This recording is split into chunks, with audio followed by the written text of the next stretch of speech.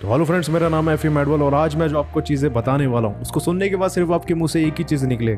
क्या बात है सर, क्या बात है सर, क्या बात है, ये बात है। तो जैसे कि हम सब जानते हैं कि इस प्रकृति में जिस चीज की शुरुआत होती है उसका अंत एक न एक दिन जरूर होता है, चाहे वो पेड़ पौधे हो, इंसान, जानवर, ग्रह, सितारे, यहाँ तक कि ब्लैक होल्स का भी। लेकिन ये इंसानी फितरत है कि किसी भी चीज की मृत्यु को जन्म की तरह सेलिब्रेट नहीं किया जाता, जबकि दोनों प्रक्रिया प्रकृति के लिए एकदम नेचुरल होती है। लेकिन कई बार हम ये चीज सोचकर भी घबरा जाते हैं और यहाँ तक कि इस बारे में बात करने से भी कतराते हैं। लेकिन हर किसी इंसान के दिमाग में एक क्वेश्चन जरूर उठता होगा कि आखिर मरने के बाद होता क्या है। तो चलिएगा, इस धर्म की पट्टी को आंखों से हटा लीजिए और आज मैं आपको बताने वाला हूँ कि मरने के बाद होता क्या है अकॉर्डिंग टू साइंस। तो ये वीडियो थोड़ी सी कॉम्प्लिकेटेड हो सकती है, तो इसलिए आपको ये वीडियो को दोबारा देखना हो।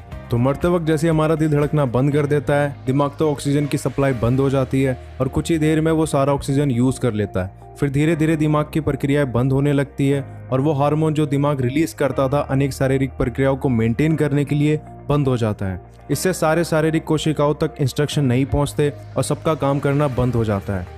इसके बाद वो होता है जिसे हम कहते हैं पोस्ट डेथ प्रोसेस। यहाँ शरीर के सारे मसल्स रिलैक्स हो जाते हैं क्योंकि अब उनको वो ऑक्सीजन नहीं मिलता इसे बंद कर वो टेंस रह सके। इसलिए मरने के बाद अक्सर मरीज टॉयलेट कर बैठते हैं। अब क्योंकि शरीर मेडिकली मर चुका है तो इसका मतलब ये नहीं कि उसके अंदर की हर एक चीज मर चुकी है। कुछ कोशिकाएं फिर भी बची कुछ ही ऊर्जा को खर्च कर रहे होते हैं और हमारे शरीर के 100 ट्रिलियन बैक्टीरिया फिर भी जिंदा रहते हैं। ये बैक्टीरिया जिंदगी भर हमारे आंतों और हमारी चमड़ी में जिए हैं और इनका शरीर के मरने के बाद क्या होता है उसमें बहुत बड़ा योगदान है। मरने के बाद शरीर धीरे धीरे रूम टेम्परेचर पे आने लगता है क्योंकि ऊर्जा का उत्पादन नहीं हो रहा है और धड़कन के बिना खून भी शरीर के निचले हिस्से में जमा होने लगता है।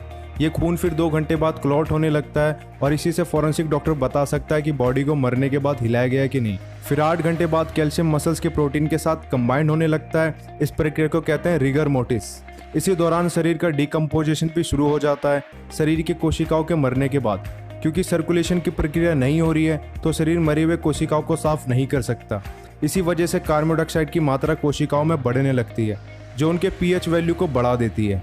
इस वजह से सेल्स मेम्ब्रेन्स यानी सेल्स की दीवार कमजोर होने लगती है और अंदर की फ्लूइड्स को बाहर रिलीज करने लगती है। फिर ये फ्लूइड्स और एंजाइम बहुत से रिएक्शन करने लगते हैं जिससे शरीर का रंग बदलने लगता है और अलग अलग टाइप के गैसेस उत्पन्न होने लगती है। फिर 2 से 3 दिन बाद प्यूट्रिफेक्शन की प्रक्रिया शुरू हो जाती है जहां हमारे अंदर के बैक्टीरिया ऑर्गन्स को खाने लगते हैं। पैनक्रियास के एंजाइम जो खाना डाइजेस्ट करने में मदद करते थे वो अब खुद अपने आप को डाइजेस्ट करने लगते हैं पेट के बैक्टीरियास के साथ। इस प्रोसेस में बहुत सारा गैस रिलीज होने लगता है जो 2 केमिकल प्यूट्रिसाइन और कैडेवरीन के साथ एक लाश को उसकी टिपिकल गंध देते हैं। इसी दौरान शरीर का रंग ग्रीनिश से पर्पल होने लगता है जो आखिर में ब्लैक हो जाएगा। यही बदबू फिर कीड़े और मक्खियों को आकर्षित करती हैं जो शरीर में अंडे देने लगते हैं। एक ब्लो फ्लाई एक टाइम पे 300 अंडे दे सकती है जो एक ही दिन में हैच हो जाते हैं। यही कीड़े मैगेट्स बनकर शरीर को खाने लगते हैं जब तक वो पूरी तरह से विकसित ना हो जाए। इससे और ज्यादा गैस उत्पन्न होती है और ज्यादा बदबू। आखिर में ऑर्गन्स का ब्यूट्रिक फर्मेंटेशन शुरू हो जाता है। उनके ऊपर एक वैक्स की तरह लेयर आ जाता है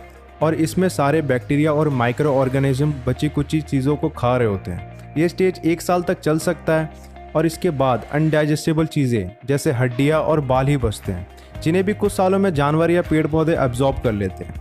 अब शरीर पूरी तरह से मिट्टी में मिल चुका है। तो विज्ञान के हिसाब से ये होता है आपके मरने के बाद। सुन के काफ़ी अजीब लग रहा होगा, राइट? यही चीज़ हम शायद सोचना पसंद नहीं करते, इसलिए हम आफ्टर लाइफ और पुनर्जन्म पे बिलीव करना ज़्यादा पसंद करते हैं। मैं जानता हूँ ये वीडियो काफ़ी लोगों को समझ में नहीं आई होगी, लेकिन मेरे को कमेंट में करके जाना कि आखिर आफ्टर लाइफ पे बिलीव करना सही है या गलत।